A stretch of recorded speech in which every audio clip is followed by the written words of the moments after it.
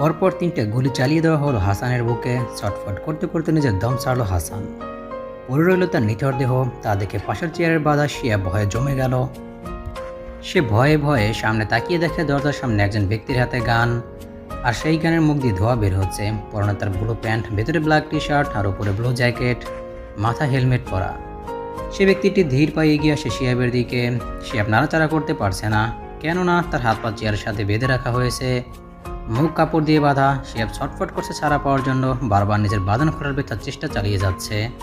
সেই ব্যক্তিটি শিয়াবের সামনে গিয়ে দাঁড়ায় আর লোকদের ইশারা করে। সাথে সাথে এক লোকে সেই ছেলের মুখের বাঁধন খুলে ফেলে আর সে চিৎকার করে বলে ওঠে, কে আপনি? কেন এসেছেন আমার এখানে? কে চাই আপনার? আর ওকে কেন মারলেন? আমার কি চাই তা তোমার না জানলেও চলবে, আর তোমায় কেন এনেছি তা একটু পরেই জানবে। আর ওর মৃত্যু তো নিশ্চিত ছিলই, কেন না? ওর সাহস কিভাবে হয় আমার বিরুদ্ধে যাওয়ার, তার উপর আমার বন্দি থেকে পালানোর? তাই ওর এই অসীম সাহস দেখানোর জন্য তাকে ছোট্ট একটি উপহার দেওয়া হলো। দেখুন স্যার, আমাকে ছেড়ে দিন। আমি কিছু জানি না, আমি নির্দোষ। আমি তো পালানোর চেষ্টা করিনি, তাই প্লিজ আমায় ছেড়ে দিন। কারেকশন প্লিজ, আমি স্যার না, ম্যাম। এই বলেই সেই ব্যক্তিটি তার হেলমেট খুলে ফেলে। হেলমেট খোলার সাথে সাথে তার কালো ঘন চুল গড়িয়ে পড়ে তার কোমর পর্যন্ত। দুধে আলতা গায়ের রং, চোখ দুটো হরিণের মতো টানা টানা, সাথে বেশ বড় ও মায়াবী। দেখতে একটু গোলুমুলু, ঠোঁটে এক বাঁকানো হাসি যাতে লুকিয়ে আছে হাজারো রহস্য। শিহাব মেয়েটিকে দেখে ব্রুকুসকে তাকিয়ে থাকে আর বোঝার চেষ্টা করে সে কে। ছেলেটির এমন চাহনি দেখে সে মেয়েটি বলে, কি চিনতে পারছো না তো? পারবেই বা কিভাবে? আগে তো কখনো দেখোনি। থাক, তোমায় আর কষ্ট করতে হবে না। আমিই বলছি আমি কে। আমি সেই ব্যক্তি যার বিরুদ্ধে তুমি রিসাম গ্রুপের সাথে হাত মিলিয়ে কাজ করছো। মানে আমিই হচ্ছি তান্নাজ রহমান, ওরফে টিআর।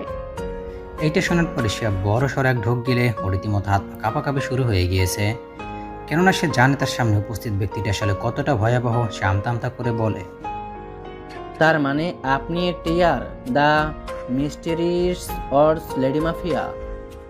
ইয়েস মিস্টার শিহাব, আমি সেই যার বিরুদ্ধে তুই আর রিসাম গ্রুপের লিডার ষড়যন্ত্র করছিস। ম্যাম প্লিজ মাফ করে দেন, আর এমন হবে না। ভুল করে ফেলেছি আমি, মাফ করে দেন। মাফ? কখনো না। কেননা তান্নাজের ডিকশনারিতে মাফ বা ক্ষমা বলতে কোনো শব্দ নেই। তান্নাজ রহমান শুধু ভুলের শাস্তি দিতে জানে, আর সেই শাস্তি হলো মৃত্যু। Nahid, give me the gun. Ma'am please এমন করবেন না। ম্যাম প্লিজ আরেকবার সুযোগ দিন। প্লিজ ম্যাম, ছেড়ে দিন আমায় প্লিজ।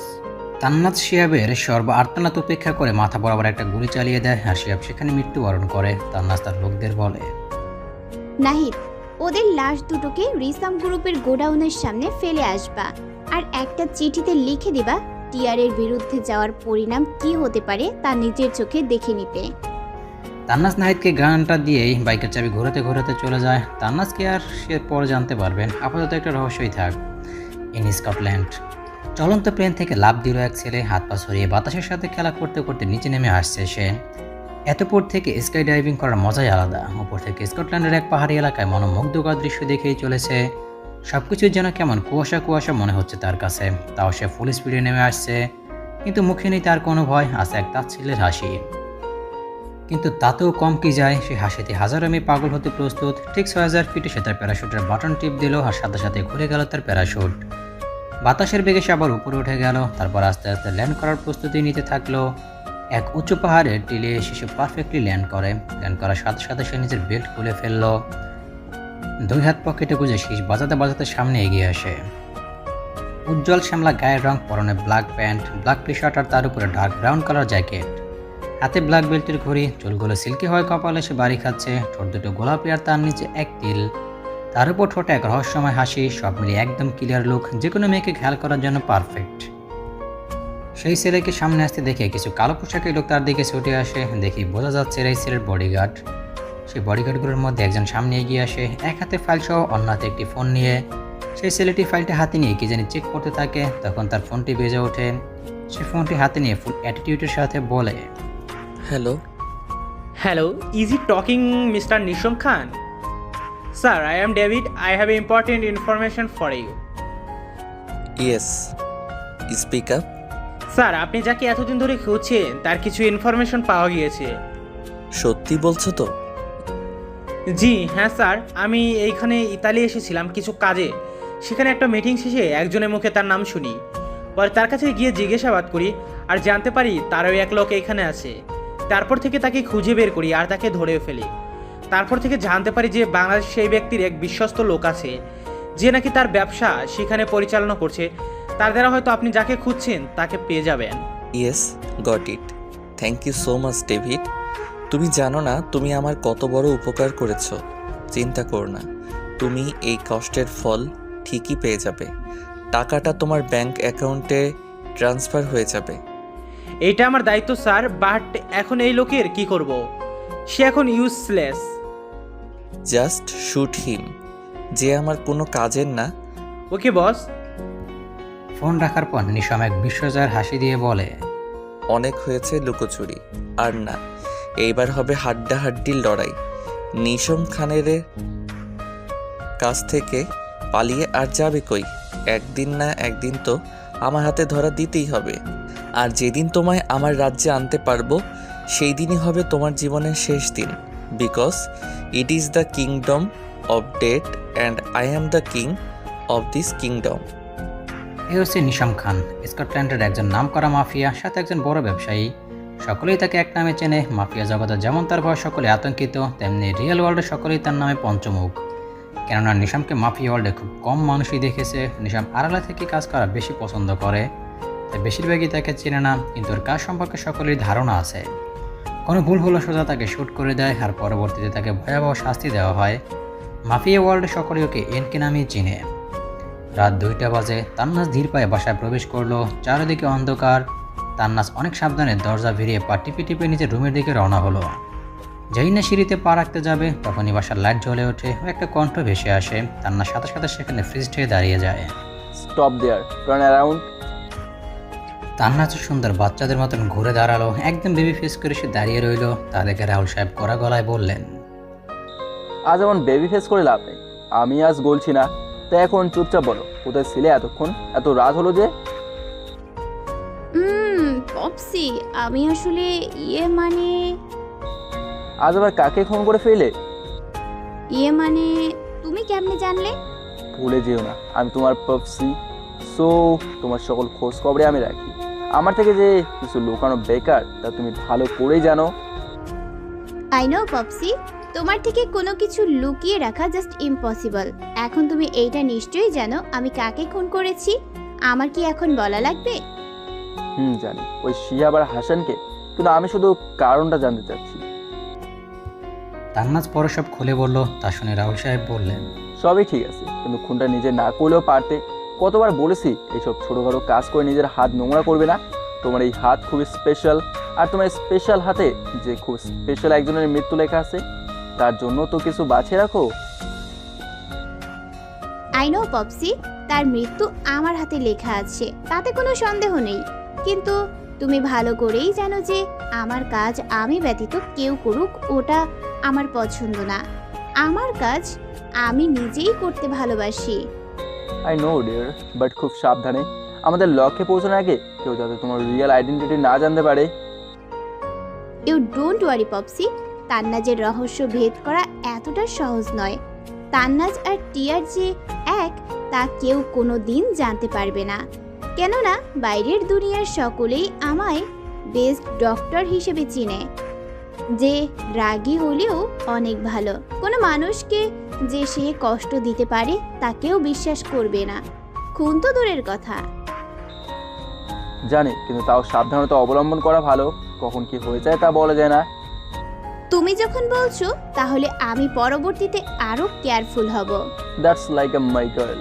যাও এখন গিয়ে ঘুমিয়ে পড়ো, সকালে হসপিটালে যেতে হবে তো। Yeah, good night. Good night. Tannaz উপরে গিয়ে ফ্রেশ হয়ে শুয়ে পড়ে। আর রাহুল সাহেবও নিজের রুমে চলে যান। তিনি একটা রকিং চেয়ারে বসে দাবা কোটের দিকে তাকিয়ে থেকে বলেন, সব কিছু এখন রেডি। এখন খুব সাবধানে এক এক করে সব চাল চালতে হবে, আর পরিন্দাকে নিজের ফাঁদে ফেলতে হবে। Now it is the right time for starting the game. Date. অন্যদিকে গাড়ি এসে থামলো এক বিরাট প্যালেসের সামনে। দরজা খোলার সাথে সাথে গাড়িটি প্যালেসের ভিতরে প্রবেশ করলো। মাঝ বরাবর রাস্তা আর চারপাশে ফুলের বাগান, বিভিন্ন ধরনের ফুল রয়েছে সেখানে। এক পাশে ফাউন্টেনও রয়েছে, বেশ সুন্দর পরিবেশ। গাড়িটি এসে দরজার সামনে থামলো। ভেতর থেকে এক সার্ভেন্ট এসে গাড়ির দরজা খুলে দিল। গাড়ি থেকে তখনই বেরিয়ে আসেন নিশম। ব্ল্যাক শার্ট আর ব্ল্যাক প্যান্ট পরে, শার্টটা ইন করা, হাতে একটা ব্ল্যাক চেইনের ওয়াচ। চুলগুলো সামনে এসে পড়ে আছে, দেখতে সেই লাগছে। নিশাম ভিতরে গিয়ে সোফার উপরে পায়ের উপরে পা তুলে বসলো। তখন এক সার্ভেন্ট এসে নিশামকে অরেঞ্জ জুস দেয়। নিশাম তার ডান হাতে নিয়ে একটা গ্লাসে চুমুক দেয় আর অন্য একটা মোবাইল স্ক্রল করতে থাকে। হঠাৎ নিশাম আর ডেভিডকে ফোন দেয় আর 5 মিনিটের মধ্যেই তাকে আসতে বলে। কিছুক্ষণের মধ্যেই ডেভিড হন্তদন্ত হয়ে নিশামের সামনে হাজির হয়। ডেভিড এখন হাঁপাচ্ছে, সে হাঁপাতে হাঁপাতে বলে, স্যার ডেকেছিলেন? না ডাকলে কি তুমি এখানে আসতে? না, মানে স্যার। Just shut up. এত মানে না করে যা বলছি তা শোনো। বাংলাদেশে যাওয়ার জন্য আর্জেন্ট টিকিট বুক করো। যত দ্রুত সম্ভব আমি বাংলাদেশে ব্যাক করতে চাই। Got it? Now leave. Yes sir. এই বলেই ডেভিড বের হয়ে যায়। আর নিশাম আবারও গ্লাসে চুমুক দিয়ে বলে, দ্য গেম ইজ অন। অনেক তো হলো লুকোচুরি, এখন আর না। যেই আপনি আমার শৈশব, আমার জীবন, আমার সব কেড়ে নিয়েছে, যার জন্য আজ আমি এমন হতে বাধ্য হয়েছি। ছাড়ব না আপনাকে। কঠিন থেকে কঠিন শাস্তি ভোগ করতে হবে আপনাকে। মৃত্যুর চেয়ে ভয়াবহ আপনার শাস্তি। সকাল 10টা বাজে। কিছুক্ষণ আগে শাহজালাল এয়ারপোর্টে নিশামের ফ্লাইট ল্যান্ড করে। এয়ারপোর্টের সকল কাজ শেষ করে বেরিয়ে আসেন নিশাম আর ডেভিড। নিশামের পরনে ডার্ক ব্রাউন কালার শার্ট আর সাথে ব্ল্যাক প্যান্ট, শার্টটা ইন করে পরা, চুলগুলো সামনে এসে পড়েছে, চোখে ব্ল্যাক কালারের সানগ্লাস, ডান হাতে ব্ল্যাক চেনের ঘড়ি, একদম ক্লিয়ার লুক। এয়ারপোর্টে উপস্থিত সকল মেয়েরা হা হয়ে নিশামের দিকে তাকিয়ে আছে, কেউ চোখ ফেরাতেই পারছে না। বাইরে এক ব্ল্যাক কালার গাড়ি দাঁড়িয়ে আছে, তার সামনে একজন লোক। নিশাম তার সামনে যেতে লোকটি তার দিকে তাকিয়ে বলে, welcome to Bangladesh, mister Nisham Khan. Please get into the car. Give me the key. Sorry, give me the key, I will drive. But I said give me the key. লোকটি ভয় পেয়ে গাড়িটির চাবি নিশামের হাতে দিয়ে দেয়। নিশাম কিছুক্ষণ চাবিটির দিকে তাকিয়ে থেকে এক মুচকি হাসে আর হট করে পিছে চলে যায় আর বলা শুরু করে, tick tick 1, tick tick 2, tick tick 3। নিশমের 3 বলার সাথে সাথেই গাড়িটি ব্লাস্ট হয়ে যায়। এয়ারপোর্টে উপস্থিত সকলেই ভয়ে কাঁধে হাত দিয়ে গুটি মেরে দাঁড়িয়ে থাকে। সেই লোকটিও ভয়ে সেইখানে বসে পড়ে। তখনই এয়ারপোর্টের অফিসার সামনে আসে। সে নিশমকে দেখেই ওর সামনে চলে যায়, কেননা এইখানে কম বেশি নিশমকে চিনে। সে নিশমকে জিজ্ঞেস করে, what happen sir? Are you okay?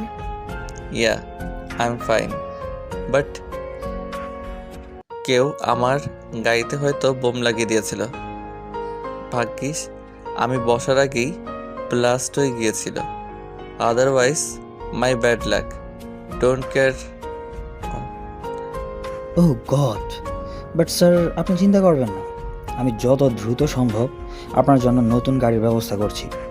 No need, আমি অলরেডি আমার স্টাফকে নতুন গাড়ি আনতে বলে দিয়েছি। He is on the way. Okay. এই বলে অফিসারটি চলে যায়। আর নিশাম তখন ডেভিডকে কি যেন ইশারা করলো। ডেভিড তা বুঝতে পেরে মাথা ঝুলালো।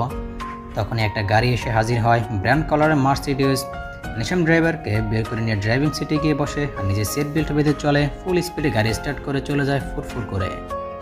এদিকে তান্নাজা তাড়াহুড়ো করে বের হয়, কেননা আজকে তার উঠতে বেশি দেরি হয়ে গিয়েছে। সে হসপিটাল যাওয়ার জন্য অলরেডি অনেক লেট হয়ে গিয়েছে। সে গাড়ি নিয়ে বের হয়ে যায়। তান্নাজের বাসা লোকালয় থেকে দূর হয়, তাকে প্রতিনিয়ত হাইওয়ে দিয়ে যেতে হয়। আজও তার ব্যতিক্রম হয়নি।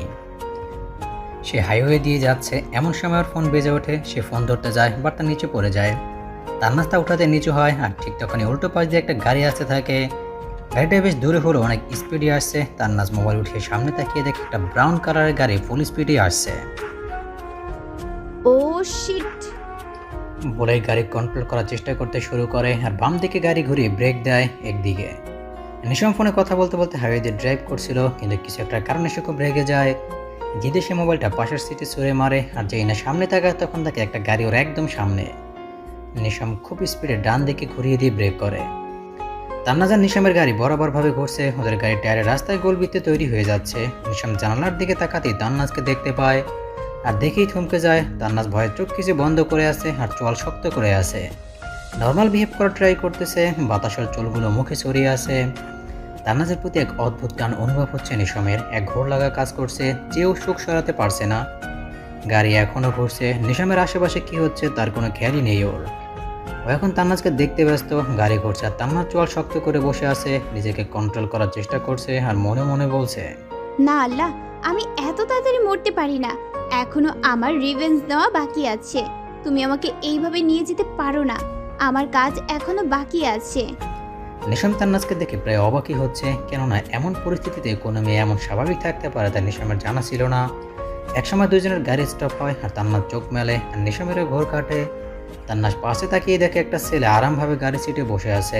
তা দেখেই তান্নাজ রেগে যায় আর দ্রুত গাড়ি থেকে নেমে সামনে এসে দাঁড়ায় আর রাগে একটা ভাব নিয়ে বলে, এই যে mister, whatever you are, come outside. Nisham একবার তান্নাজের দিকে তাকিয়ে তারপর একটা ভাব নিয়ে নেমে আসে আর এসে নিজের দুই পকেটে হাত রেখে বলে, ইয়েস। ইয়েস ড্রাইভার মে, আপনি কি কানা নাকি? এইভাবে হাইওয়েতে কেউ গাড়ি চালায়? You idiot! আজ একটুর জন্য আমি বেঁচে গেছি, আদারওয়াইজ যদি গাড়িটা ঠিক সময়ে টার্ন না করতাম তাহলে কি হতো বুঝতে পারছেন? এত জানের ভয় থাকলে গাড়ি চালাতে আসছো কেন? ঘরে চুরি পরে বসে থাকতে পারো না? লাইফে যদি রিস্কি না থাকে তাহলে ওই লাইফের মানে কি? কে বলেছে আপনাকে আমার জানের ভয় আছে? তান্নাজ কখনো মৃত্যুকে ভয় করে না, উল্টে মৃত্যু তান্নাজকে ভয় পায়, যা আপনার থার্ড ক্লাস ইডিয়েট কানা পার্সন বুঝবে না।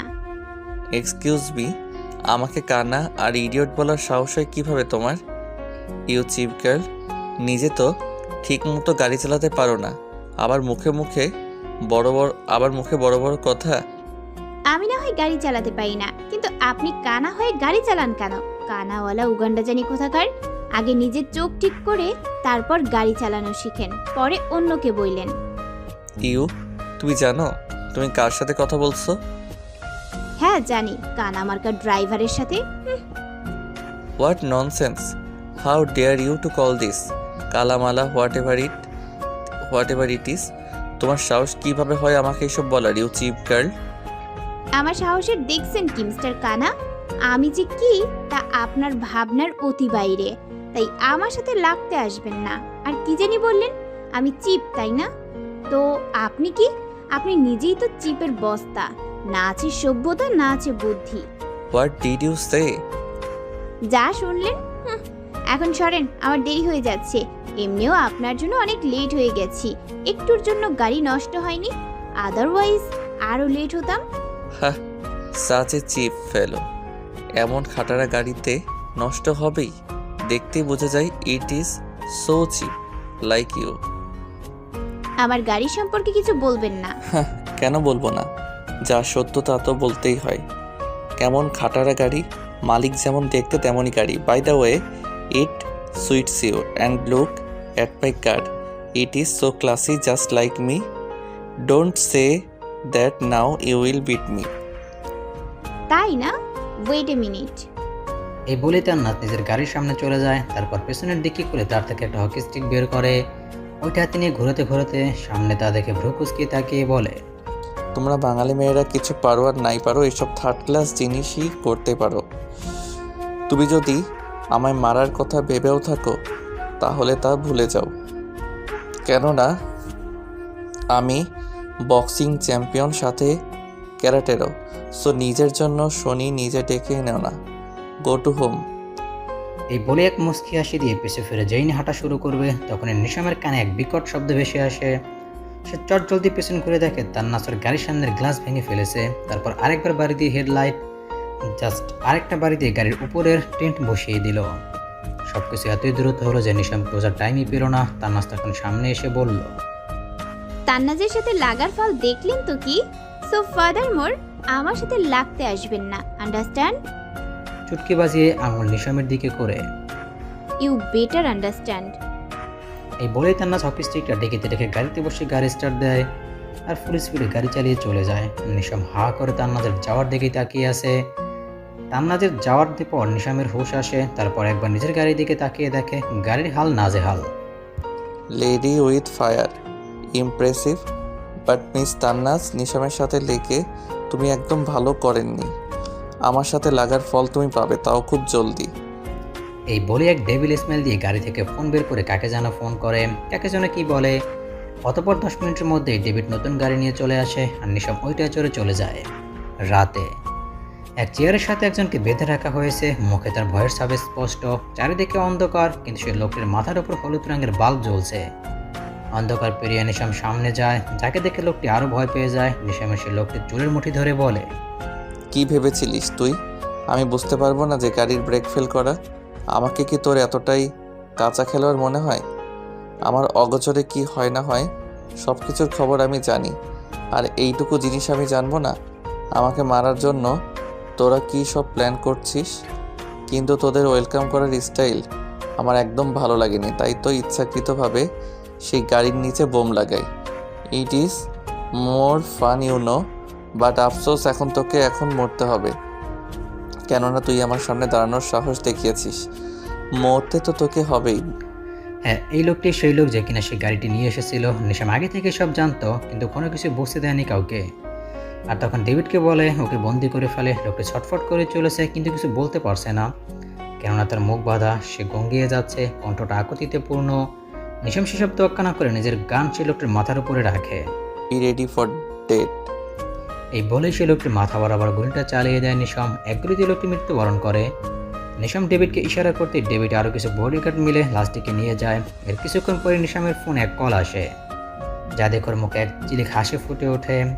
সকালবেলা নিশামের গাড়িটা দাঁড়িয়ে আছে এক বাড়ির সামনে। শহর থেকে বেশ লোকালয় বাড়িটি। শহর থেকে এত দূরে আসার একমাত্র উদ্দেশ্য একজন স্পেশাল মানুষের সাথে দেখা করা। নিশাম যতবারই বাংলাদেশে আসে ততবারই তার সাথে দেখা করে। এটা নতুন কিছু না, বাট এইবারের বিষয়টা একটু আলাদা। নিশাম প্রতিবার তার সাথে নিজের অফিস বা অফিসে দেখা করে, অথবা একটা সিক্রেট প্লেসে, কিন্তু আজ প্রথম নিশাম তার বাড়িতে এসে দেখা করছে। কাল রাতে তারই কল এসেছিল, সে আজকে নিশামকে তার বাড়িতে আসতে বলে। নিশামও তাই কোনো কথা না বাড়িয়ে এসে পড়ে, কেননা ওরও যে লোকটির সাথে কথা বলার অনেক বেশি দরকার। নিশাম গাড়ির হর্ন বাজাতে দারোয়ান এসে বাড়ির গেটটি খুলে দেয়। নিশাম গাড়ি নিয়ে ভেতরে চলে আসে। গাড়িটি সাইডে পার্ক করে নেমে আসে সে। পরনে তার হোয়াইট টি শার্ট, সাথে black colour jacket and black pant, চোখে একটা ব্ল্যাক সানগ্লাস, চুলগুলো সামনে এসে পড়েছে। ডোরবেল বাজাতে একজন সার্ভেন্ট সে দরজা খুলে দেয়। তারপর নিশামকে দেখে জিজ্ঞেস করে, জি, কাকে চাই? মিস্টার রাহুল ইসলাম আছেন? হ্যাঁ, তিনি ভিতরেই আছে। আপনি ভিতরে এসে বসুন, আমি তাকে ডেকে দিচ্ছি। Yeah sure. Welcome my boy, how are you?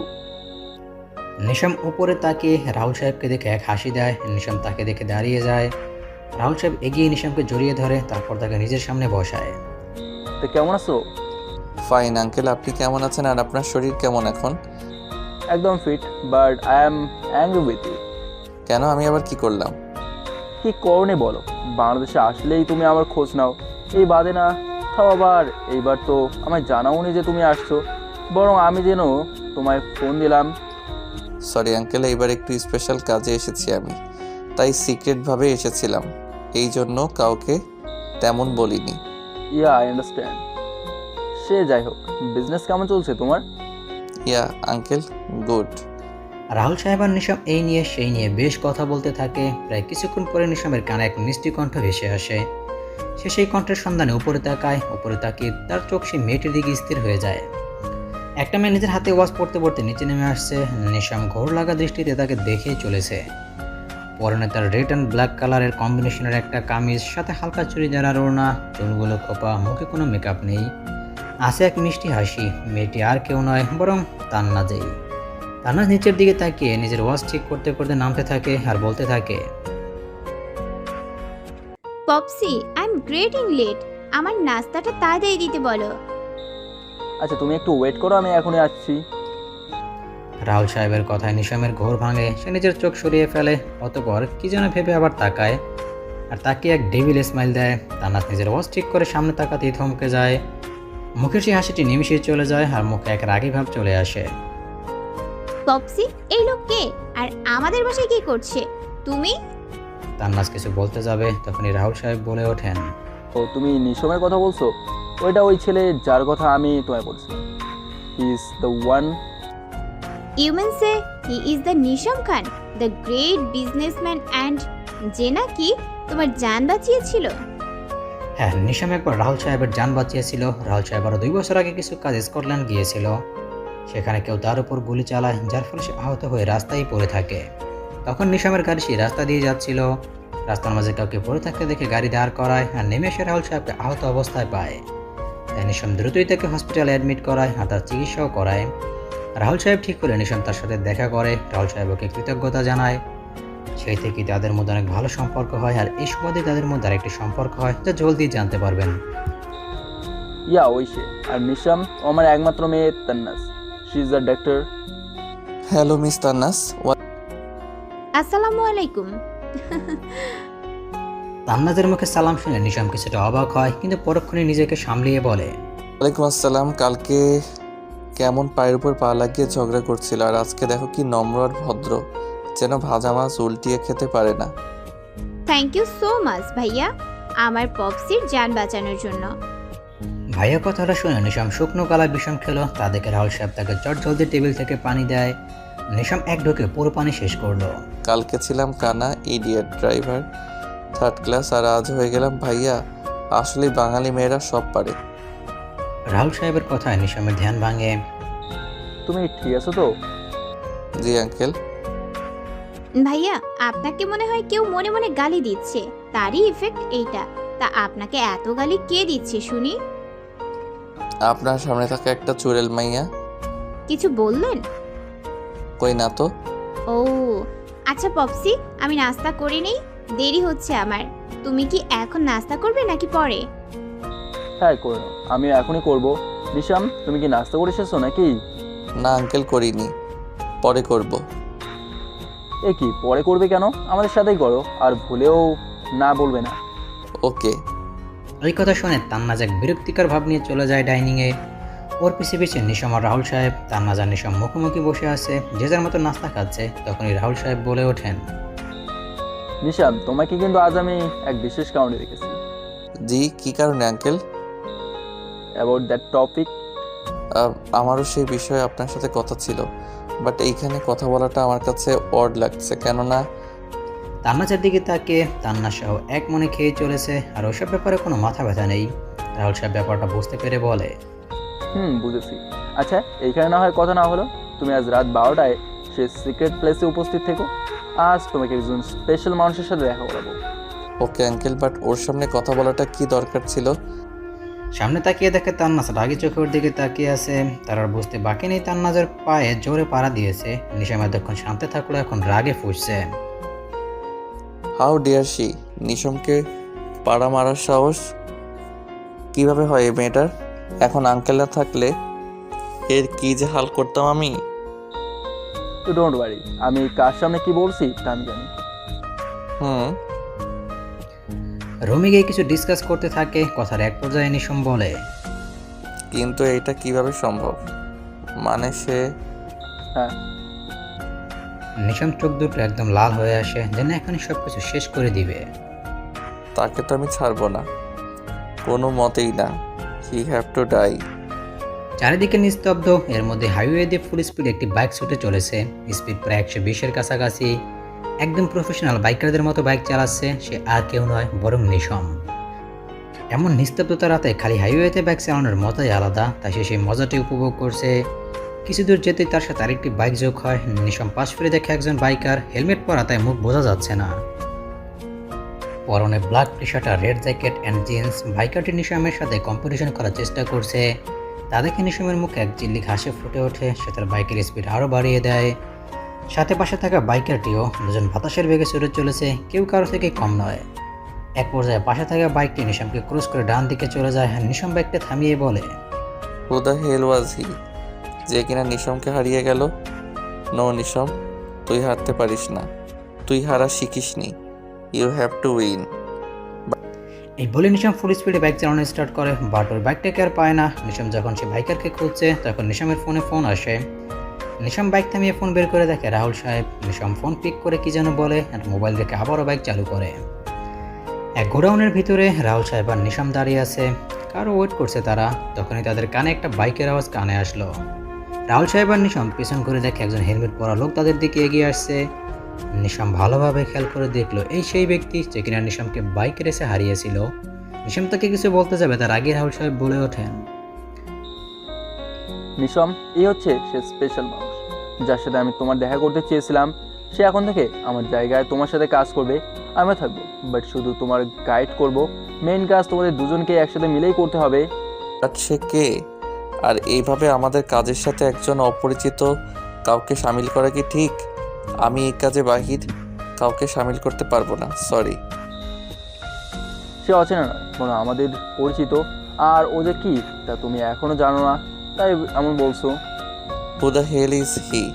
এইবার তো নিজের চেহারা প্রদর্শন করো। নিশাম সে বাইকারের দিকে তাকায়। সে বাইকারে নিজের হেলমেট খোলে। হেলমেট খোলার সাথে সাথে তার ঝুঁটি করা চুলগুলো বেরিয়ে আসে আর মুখে এক পাকা হাসি। নিশাম সামনে থাকা ব্যক্তিটিকে দেখে হা করে তাকিয়ে থাকে, কেননা সামনে থাকা ব্যক্তিটি আর কেউ না বরং তান্নাস নিজেই। নিশাম তান্নাসকে দেখে রাহুল সাহেবকে বলে, এইসব কি আঙ্কেল? ওইখানে কি করছে? আর ওর মতো বাচ্চা মেয়ে কি বা কেন এইখানে আনছেন? Mind your own business. আমি কে আর এইখানে কেন তার কৈফিয়ত আমি আপনাকে দিতে বাধ্য নই। অ্যান্ড পপসি, তুমি আমাকে কার সাথে কাজ করতে বলছো যার নাকি আমার সাথে কোনো মিলই নেই? সে কই আর আমি কই?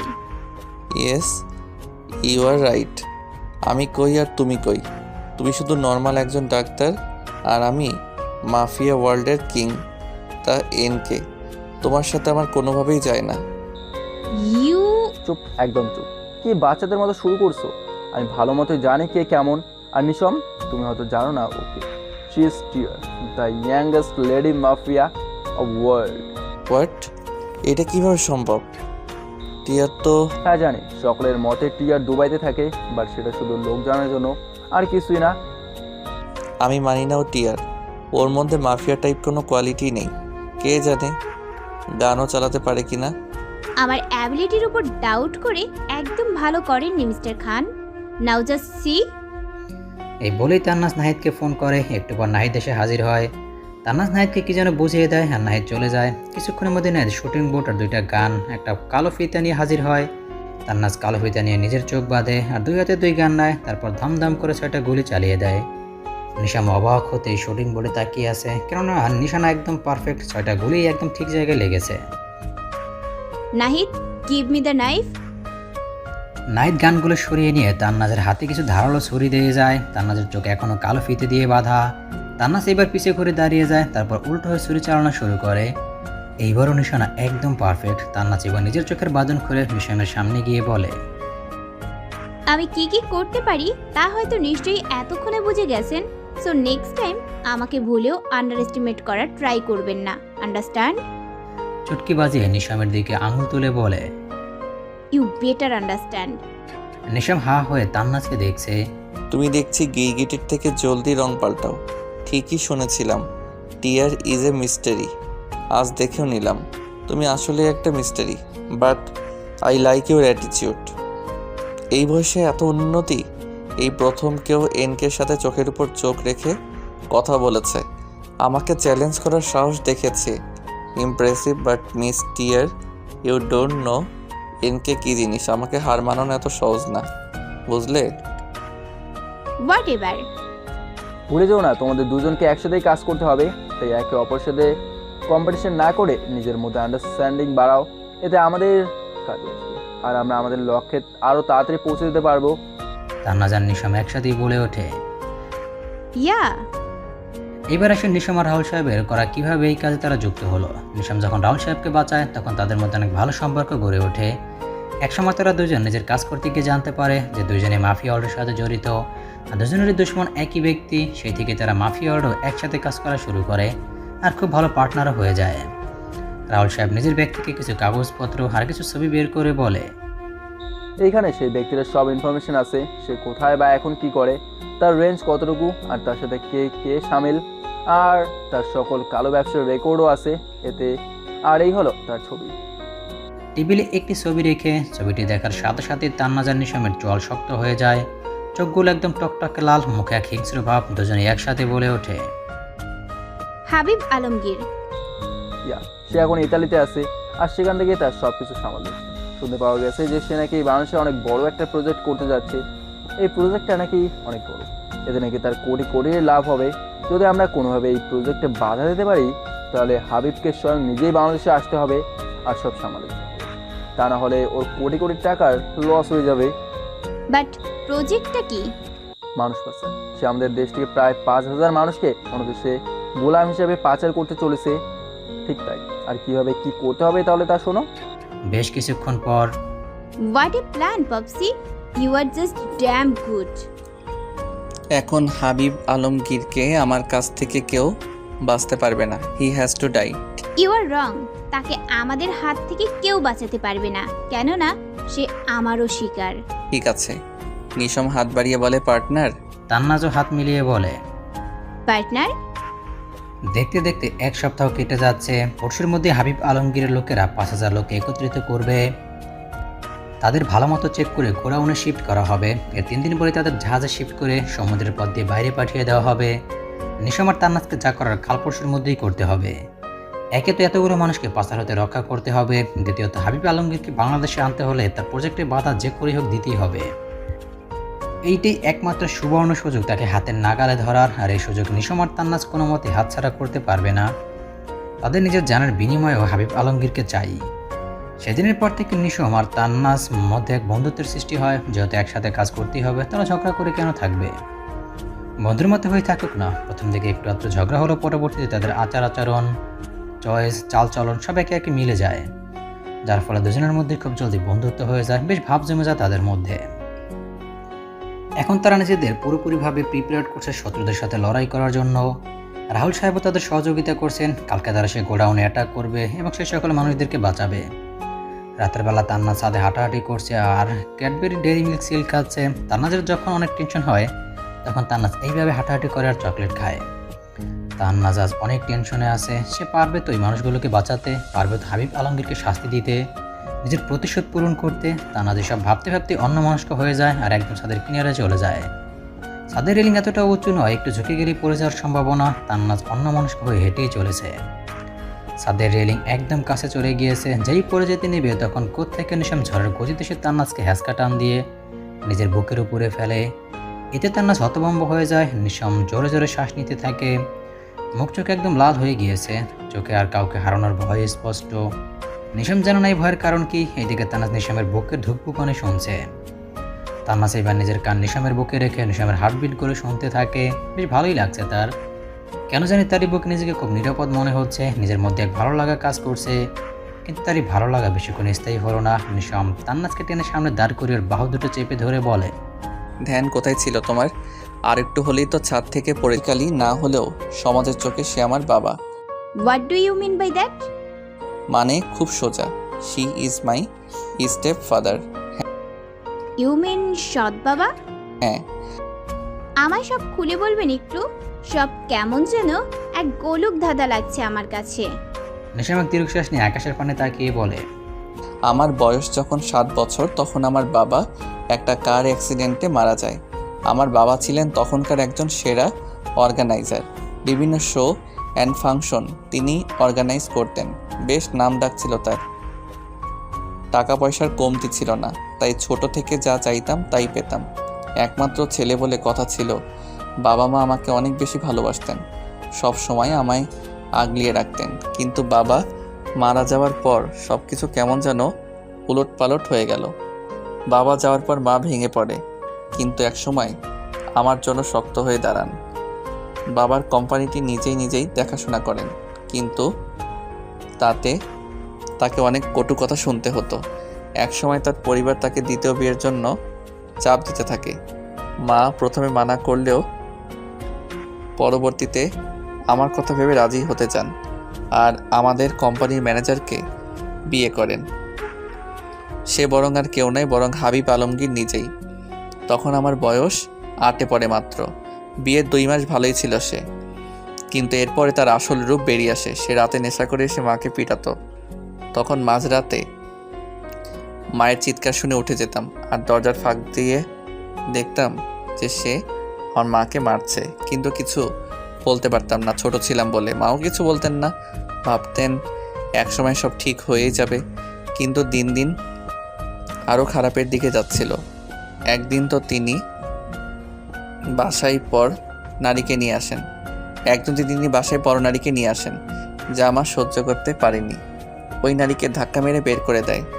তাতে হাবিব আলমগীর রেগে যায় আর মাকে বেল্ট দিয়ে অনেক মারে আর বলে সে নাকি আমার মাকে শুধু টাকার জন্য বিয়ে করেছে আর আমাদের প্রতি কোনো ইন্টারেস্ট নেই। তিনি এই বলে মাকে মারতে মারতে রক্তাক্ত করে ফেলে।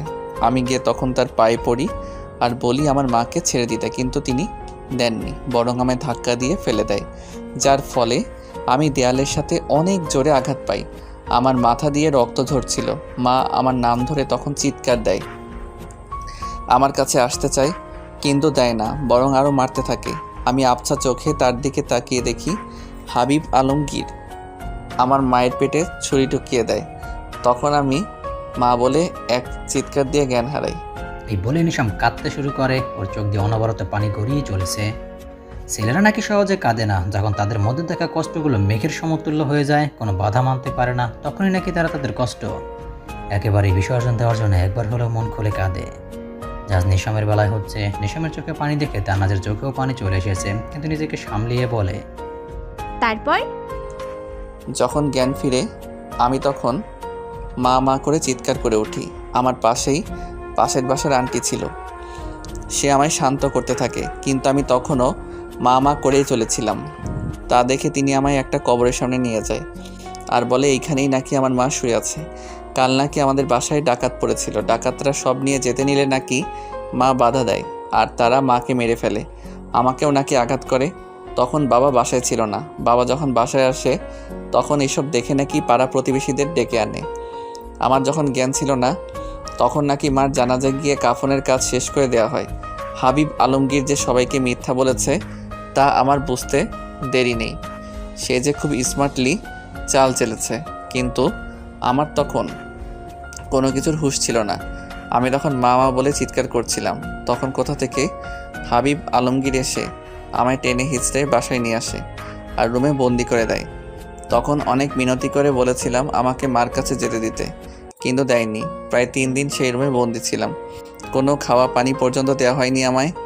প্রায় 4 দিনের দিন হাবিব আলমগীর রুমে এসে আমায় রুম থেকে বের করে আনেন আর কোথায় যেন নিয়ে যায়। আমি তখন অনেক দুর্বল ছিলাম, তাই কিছু বলতে পারিনি। সে আমায় কোনো এক বস্তির মতো জায়গায় এনে একটা রুমের ভিতর আমায় নিয়ে একজনের কাছে দিয়ে দেন। তখন তিনি আমায় ভালো মতো দেখে হাবিব আলমগীরকে মোটা মোটা 3টা টাকার বান্ডিল ধরিয়ে দেন আর সে সেই টাকাগুলো দিয়ে দাঁত কেলিয়ে চলে যায়। আমি পিছন থেকে ডাকলেও পিছে ফিরে তাকায়নি সে। সেই দিন না বুঝলেও এখন বুঝি তিনি আমায় তাদের কাছে বেচে দিয়ে চলে গিয়েছিলেন। সেই লোকগুলো আমায় পরে বিদেশে পাচার করে দেয়। সেখানে আমায় অনেক টর্চার সহ্য করতে হয়। কাজ করতে না পারলে প্রতিদিন মার খেতে হতো। এমনও অনেক দিন গেছে যে আমি না খেয়েছিলাম, কিন্তু দেখার মতো কেউ ছিল না। এক সময় আমি এসব সহ্য করতে না পেরে পালিয়ে যাই। কোথায় যাচ্ছিলাম জানি না, কোথায় ছিলাম তাও জানতাম না, শুধু পালিয়ে যেতে চেয়েছিলাম। রাস্তা দিয়ে হাঁটছিলাম, এখন এক গাড়ি এসে আমায় ধাক্কা দেয় আর আমার অ্যাক্সিডেন্ট হয়। চোখ খুলে যখন দেখি তখন আমি নিজেকে একটা হাসপাতালে আবিষ্কার করি আর পাশেই ছিলেন এক বয়স্ক লোক। পরে জানতে পারি তার গাড়ির সাথেই আমি ধাক্কা খাই। তিনি আমার নাম আর ঠিকানা জানতে চাইলেন। তখন আমি আমার নাম তো ঠিকই বলতে পারি, কিন্তু ঠিকানা বলতে পারি না। তিনি পরবর্তীতে জানতে চাইলেন যে আমি মাঝ রাস্তায় কী করছিলাম। তখন আমি তাকে শুরু থেকে সব খুলে বলি। তিনি সব শুনে আমাকে তার সাথে নিয়ে নেন আর আমায় তার সাথে রেখে দেন। তার আপন বলতে কেউ ছিল না। তিনি ছিলেন একজন মাফিয়া।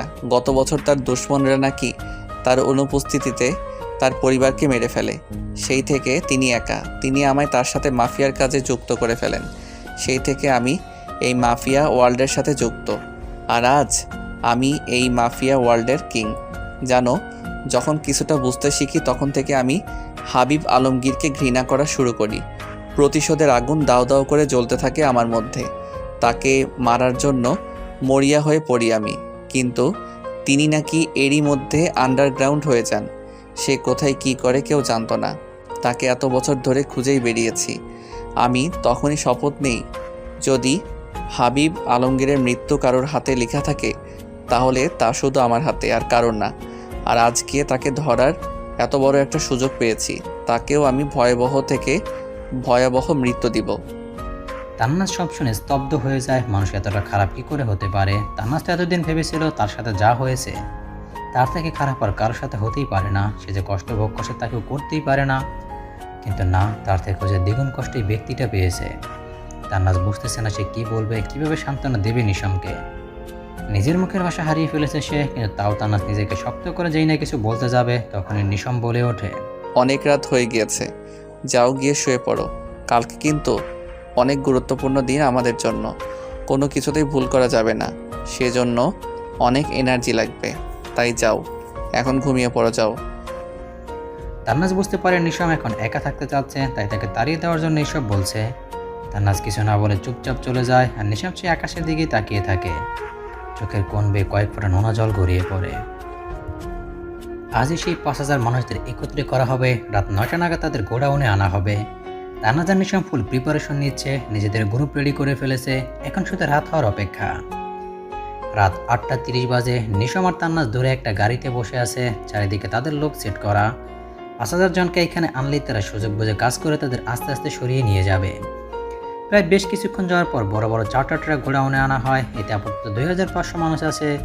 আগে তাদের চেক করা হবে, তারপর তাদের এইখান থেকে অন্য গোডাউনে শিফট করা হবে।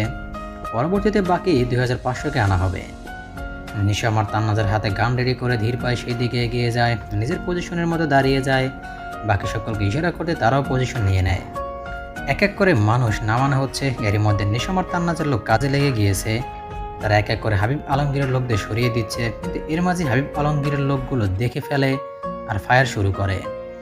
এবার নিশাম তান্নাজও বেরিয়ে এসে ফায়ারিং শুরু করে দেয়। নিশামর কিছু লোকদের ইশারা করতে তারা ট্র্যাক ড্রাইভারকে টেনে বের করে আনে এবং 3টা ট্র্যাক নিজেদের আয়ত্তে নিয়ে গোডাউন থেকে বের হয়ে যায়। লাস্ট যে ট্র্যাকটা তারা নিজেদের দখলে নিতে যাবে তার আগে সে ট্র্যাক ড্রাইভার গাড়ি ঘুরিয়ে চলে যায়, যার ফলে তারা এটাকে আর ধরতে পারেনি। এদিকে নিশাম আর তান্নাজ প্রায় সকলকে মেরে ফেলেছে। নিশাম আর তান্নাজের লোক হঠাৎ ফায়ারিং করা তারা তাদের সাথে পেরে ওঠেনি। বাকি যারা ছিল তারা জান বাঁচিয়ে পালিয়েছে। নিশাম আর তান্নাজ প্রায় তাদের প্লেনে সাকসেসফুল হয়েছে। সে একটা ট্র্যাক ধরতে না পারো তারা প্রায় 1750 জনকে সেভ করতে পেরেছে। তাদেরকে নিশাম আর তান্নাজ নিজ দায়িত্বে বাড়ি বসে দেওয়ার চেষ্টা করবে। তাদের প্ল্যান সাকসেস হয়েছে তা জানাতে তান্নাজ রাহুল সাহেবকে ফোন দেয়, কিন্তু তিনি ফোন ধরলেন না। বেশ কয়েকবার দেওয়ার পরে যখন তিনি ধরলেন না তখন তান্নাজের মনে কেন জানি সন্দেহ হলো। সে নিশামকে নিয়ে দ্রুত বাসায় আসে, আর এসে যা দেখে তাতে তার মাথার উপরে বাস ভেঙে পড়ে। পুরো বাসা উলটপালট, মেঝেতে পড়ে রয়েছে রাহুল সাহেবের দেহ, পেটের দিক দিয়ে রক্ত বয়ে চলেছে। তান্নাজ দ্রুত তার কাছে যায়, তাকে সোজা করে দেখে পেট দিয়ে রক্ত বের হচ্ছে।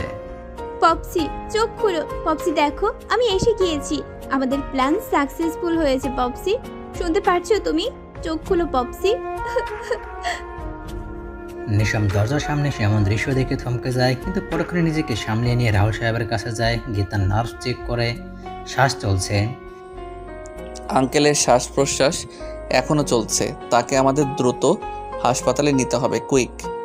এই বলে নিশাম আর দেরি না করে দ্রুতই তাকে কোলে নিয়ে গাড়িতে বসিয়ে দেয়। পিছিয়ে পিছিয়ে তান্নাজও ছুটে আসে। গাড়িতে তান্নাজ রাহুল সাহেবের মাথা নিজের কোলে নিয়ে কাঁদতে থাকে আর এসেই বলতে থাকে। প্রায় 30 মিনিটের মধ্যে তারা হাসপাতালে পৌঁছে যায়। রাহুল সাহেবকে দ্রুত ওটিতে নেওয়া হয়।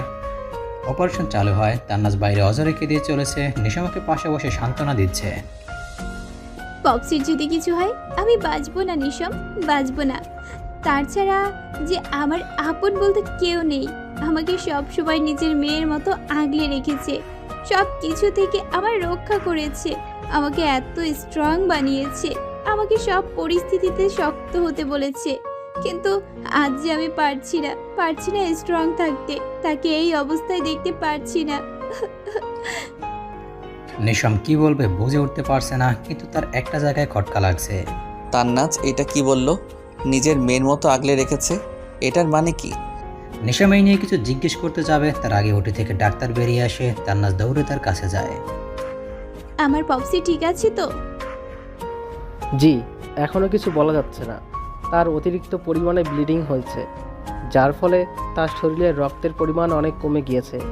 আমাদের দ্রুতই 2 ব্যাগ A পজিটিভ রক্ত লাগবে, আর্জেন্ট। আমি এখনই অ্যারেঞ্জ করছি।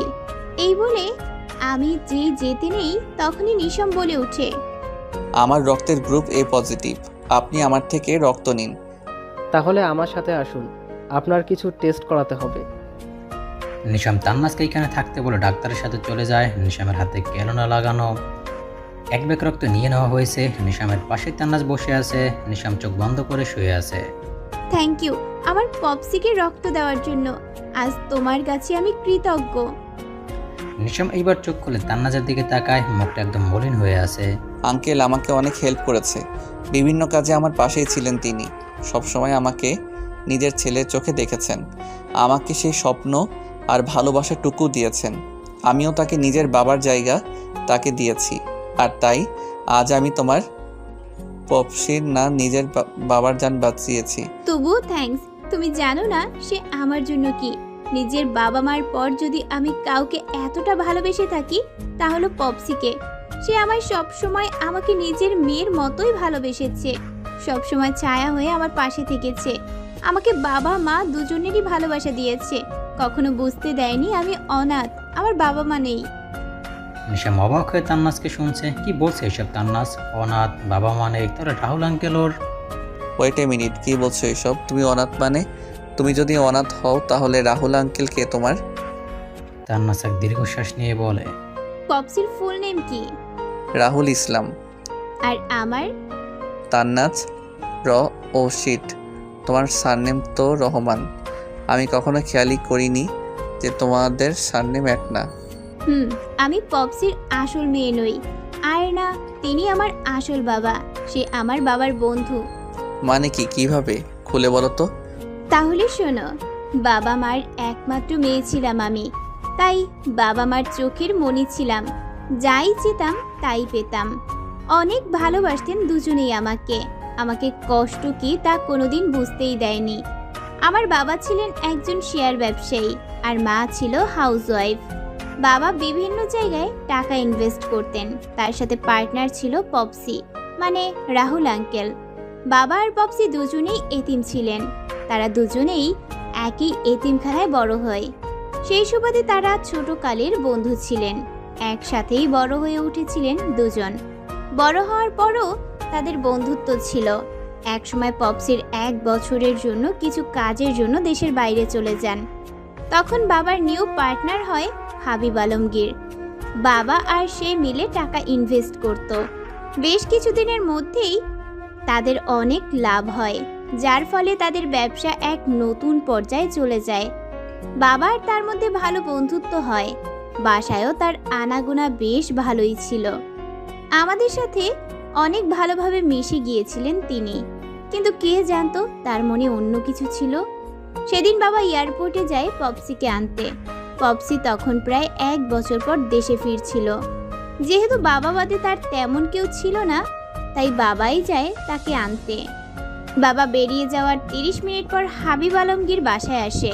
তখন মা আমায় পড়াচ্ছিল।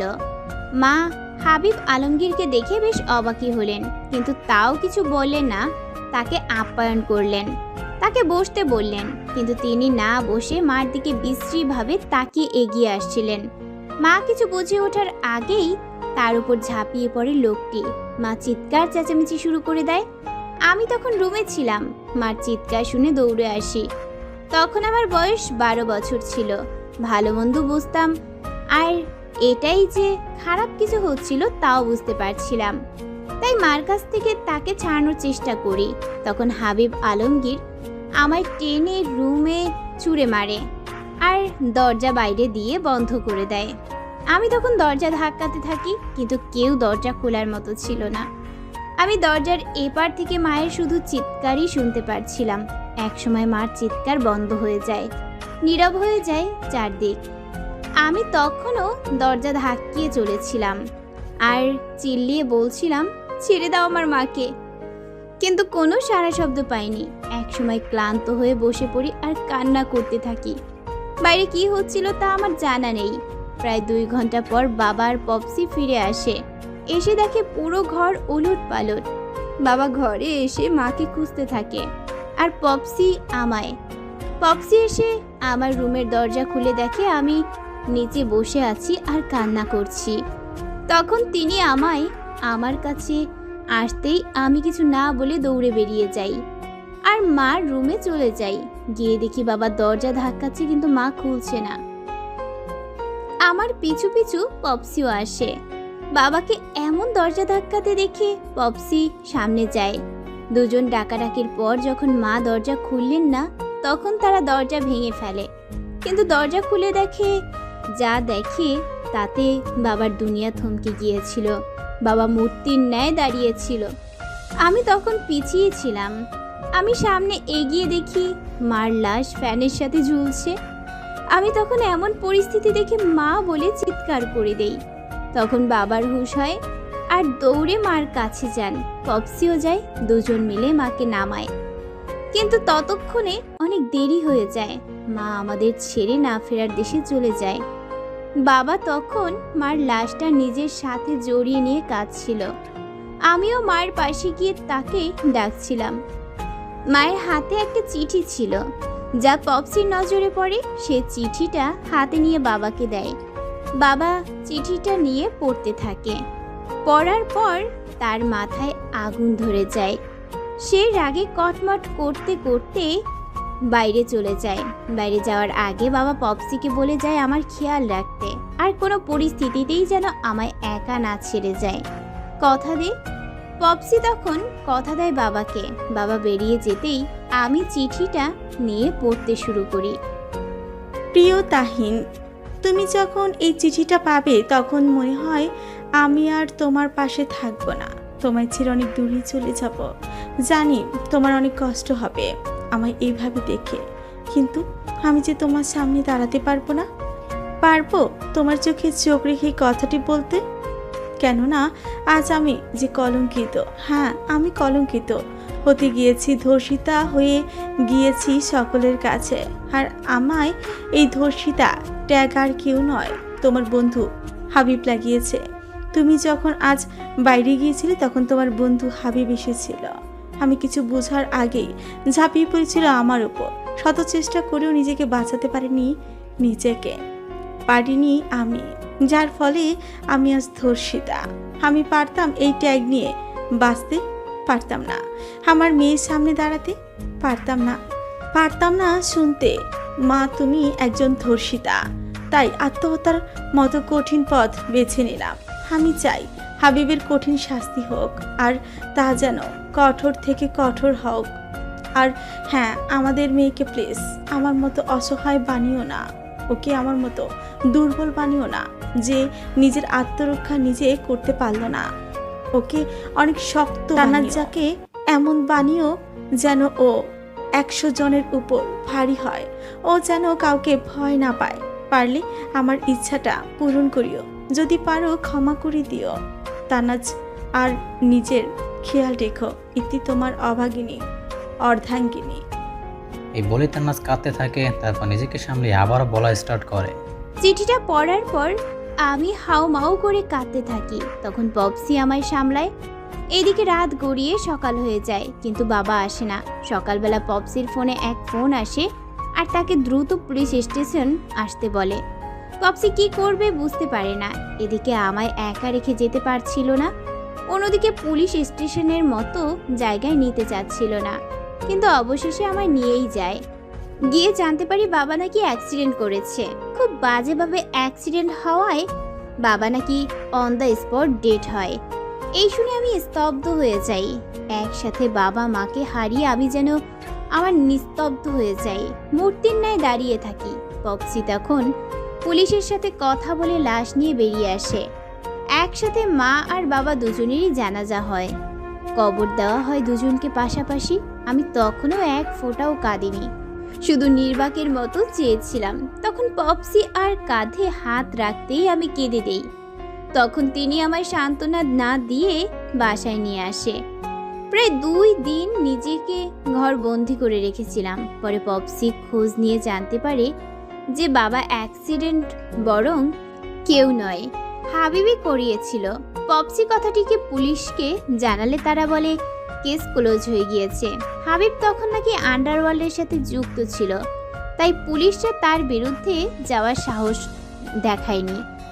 এটাই শোনার পর থেকে প্রতিজ্ঞা করি যে হাবিবকে আমি নিজ হাতে শাস্তি দেব, নিজ হাতে তার খুন করব। তার জন্য আমি সব হারিয়েছি, তাকে শেষ করে দিব। আমি আমার মার কথা অনুযায়ী অনেক স্ট্রং হব। আমি হাবিবকে কঠোর থেকে কঠোর শাস্তি দিব। সেই থেকে আমার অভিযান শুরু। পপসি আমায় নিয়ে বিদেশে চলে আসে। আমাকে তিনি ফুললি আমার মায়ের মতো ইচ্ছে মতো তৈরি করেন। আমার জন্য তিনি বিয়ে করেননি, আমাকে নিজের মেয়ের মতো আগলে রেখেছেন। পড়ালেখার পাশাপাশি ক্যারাটে, বক্সিং, শুটিং সব শিখিয়েছেন। হাবিবকে মারার জন্য আমিও মাফিয়া অলে যুক্ত হয়ে যাই, আর খুব অল্প সময়ে নিজের নাম মাফিয়া অলের ইয়ংগেস্ট লেডি মাফিয়া হয়ে যাই। এইসব শুনে নিশাম নিজের ভাষা হারিয়ে ফেলেছে। নিশাম কি বলে তান্নাজকে সান্ত্বনা দিবে তা তার জানা নেই। একটা মানুষ যে কতটা নিচু হতে পারে তা হাবিবকে না দেখলে কেউ বুঝতেই পারতো না। 3 দিন পর রাহুল সাহেব এখন বেশ সুস্থ। সেদিন সঠিক টাইমে রক্ষা দেওয়ার ফলে তিনি বেঁচে যান। নিশাম আর তান্নাজ তাকে জিজ্ঞেস করলে এইসব কে করেছে, তখন সে বলে হাবিবের লোকেরা।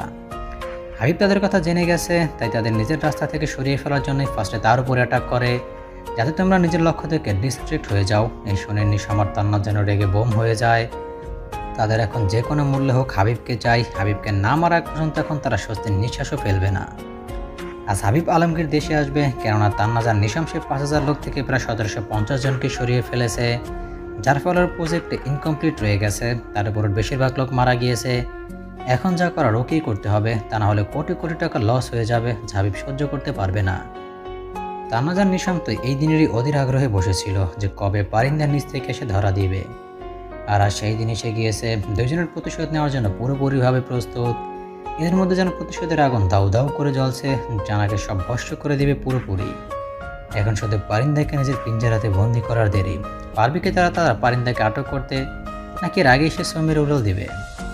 হাবিব আলমগীর বাংলাদেশে ল্যান্ড করে একটা হোটেলে ওঠে। চারিদিকে ফুল সেফটি নিয়ে হাবিব আলমগীর ফ্রেশ হয়ে সে রুমে বসে খাবার অর্ডার দেয়। কিছুক্ষণের মধ্যে একটা ওয়ার্ড বয় এসে খাবার দিয়ে যায়। ওয়ার্ড বয়টি রুমের টেবিলে খাবার সাজাচ্ছিল।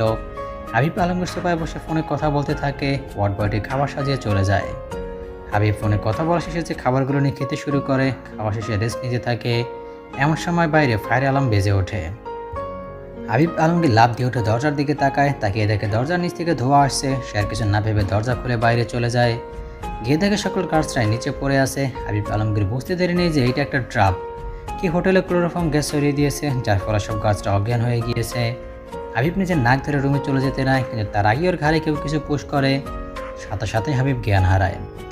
এক অন্ধকার রুমে হাবিব আলমগীরকে উল্টো করে ঝুলিয়ে বেঁধে রাখা হয়েছে, হাতে মুখ বাঁধা। সে সারা পর আপ্রাণ চেষ্টা করে চলেছে, কিন্তু কোনো লাভ হচ্ছে না। চোখে মুখে তার ভয়ের চাপে স্পষ্ট। কি হতে চলেছে ওর সাথে কে জানে। হঠাৎ চারিদিকে লাইট জ্বলে ওঠে। চোখে আলো পড়তে হাবিব চোখ খিচে বন্ধ করে ফেলে। আস্তে আস্তে চোখ করে চারিদিক পর্যবেক্ষণ করতে থাকে।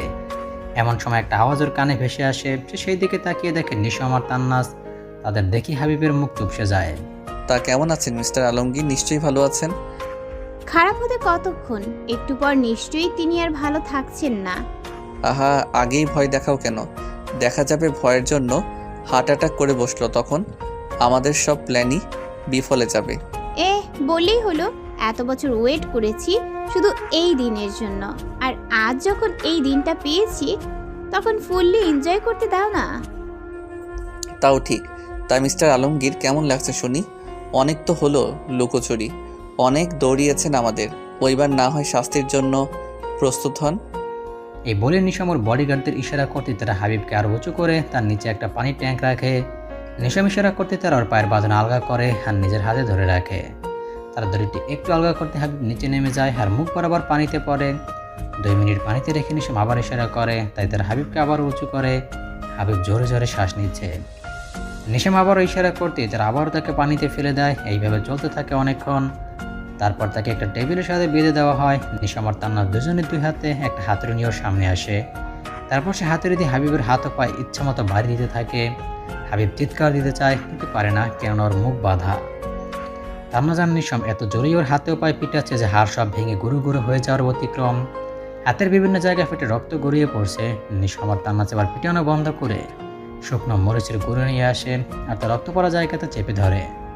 হাবিব এবার ছটফট করতে থাকে। একসময় শরীর নিস্তেজ হয়ে পড়ে। তখন নিশাম আর তান্নাজ তার উপর কিছু বিষাক্ত সাপ ছেড়ে দেয়। সাপগুলো হাবিবের পুরো শরীর ঘুরে বেড়াচ্ছে। কয়েকটা সাপ অলরেডি সবল বসিয়েও দিয়েছে। হাবিব কাতরাতে থাকে আর কাতরাতে কাতরাতে একসময় নিজের শেষ নিঃশ্বাস ত্যাগ করে। নিশাম আর তান্নাজ তাদেরকে এক তৃপ্তির হাসি আসে, আজ তারা নিজের প্রতিশোধ নিতে সক্ষম পেরেছে তাদের অপরাধীকে কঠোর থেকে কঠোর শাস্তি দিতে। আজ হয়তো অনেকদিন পর তারা শান্তিতে ঘুমাতে পারবে। 3 বছর পর ক্লিনিক থেকে বাসায় ফিরছে তান্নাজ। চারিদিকে তুষারপাত হচ্ছে, এক শীতল হাওয়া বয়ে যাচ্ছে, চারিদিকে সাদা বরফে ঢাকা এক অন্যরকম মনোমুগ্ধকর দৃশ্য।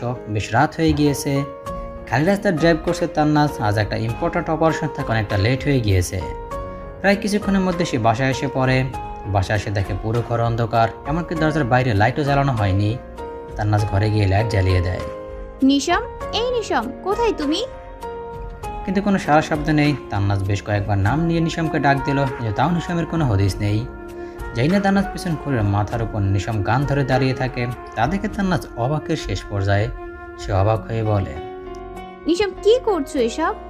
দেখতেই তো পারছো কি করছি, তাহলে জিজ্ঞাসা করছো কেন? এসবের মানে কি? জাস্ট গিভিং পানিশমেন্ট ইউ জান। তুমি যে ভুল করেছো তার শাস্তি পাবে না তা কিভাবে হয়? ভুলে যেও না, নিশামের ডিকশনারিতে মাপ বা ক্ষমা বলতে কোনো শব্দ নেই। নিশাম খান শুধু ভুলের শাস্তি দিতে জানে, আর সেই শাস্তি হলো মৃত্যু। তাই না? আমি মৃত্যু দেবে, তাই তো? তাহলে দেখি কিভাবে মৃত্যু দাও আমায়। এই বলে নিশামের দিকে এগিয়ে যেতে থাকে আর নিশাম পেছাতে থাকে। তা দেখে নিশাম বলে, আগে এগুচ্ছ কেন? যেখানে ছিলে সেখানেই দাঁড়াও, তা না হলে শুট করে দিব। তা দাও না, মানা করেছে কে শুনি?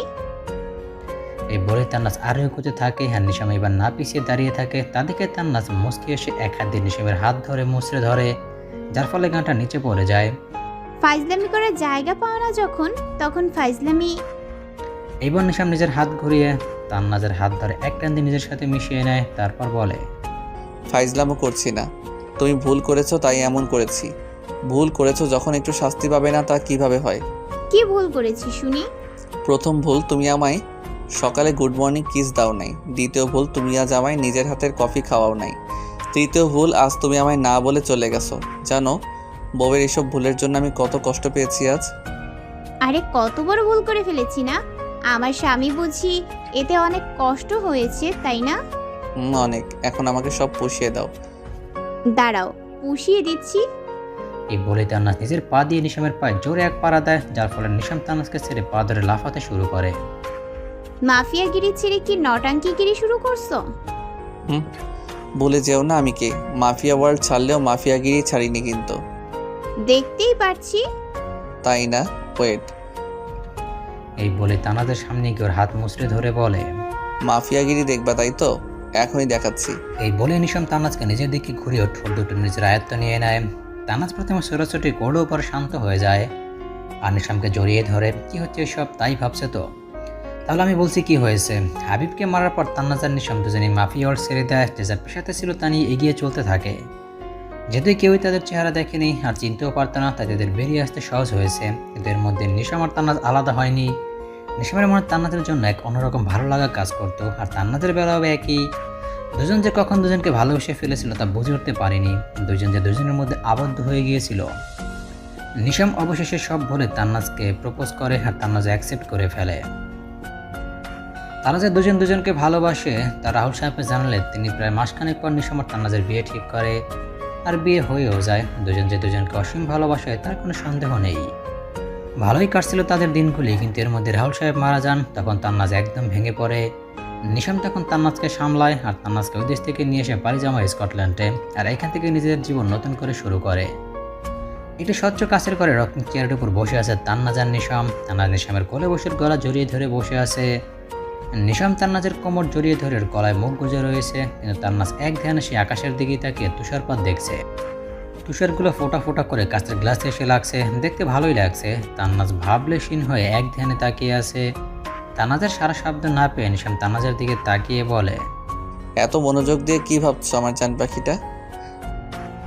ভাবছি আমাদের জীবন কত পাল্টিয়ে গেছে। মাফিয়া ওয়ার্ল্ডের কিং অ্যান্ড কুইন থেকে আজ তুমি আর আমি শুধু একজন ডাক্তার আর বিজনেসম্যান। যেখানে আমাদের জীবনে ভালোবাসা বলতে কিছু ছিল না, যা ছিল সব ছিল ঘৃণা, সেখানে আজ আমাদের মধ্যে ভালোবাসা অফুরন্ত। আজ তুমি আর আমি দুজনেই দুজনের মধ্যে আবদ্ধ। সব হারিয়েও আজ আমরা পূর্ণ।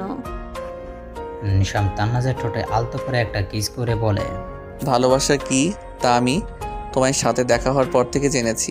কখনো ভাবিনি আমি কারো প্রেমে পড়বো, কাউকে এত ভালোবাসবো, কারোর মধ্যে এমন আবদ্ধ হব। কিন্তু আজ আমি বলতে পারি যে তোমাতে আমি আবদ্ধ, আর সারা জীবন তোমাতে আবদ্ধ থাকবো। আমিও যে তোমাতেই আবদ্ধ, আর এই আবদ্ধতায় আছে অফুরন্ত ভালোবাসা, যেখানে নেই কোনো ঘৃণা বা প্রতিশোধ। নিশাম এবার তান্নাজের ঠোঁটে গভীর চুমু দিয়ে নেশাভরা কণ্ঠে বলে, আই লাভ ইউ মাই জান পাখি। I love you too. Nisham এবার তান্নাজকে কোলে নিয়ে বেডের দিকে এগিয়ে যায়। দুজনে ভালোবাসার সমুদ্রে ডুব দেয়। দুজন নিজেদের ভালোবাসায় মগ্ন হয়ে যায়, এক হয়ে যায় জনম জনমের জন্য। নদী যেমন সমুদ্র পর্যন্ত পৌঁছানোর জন্য নিজে নিজের রাস্তা খুঁজে নেয়, সত্যিকারের ভালোবাসাও এমন। দেখতে যদি অসম্ভব হোক, নিজে নিজের পূর্ণতা পাওয়ার রাস্তা খুঁজে নেয়, সময়ও বাধা হতে পারে না।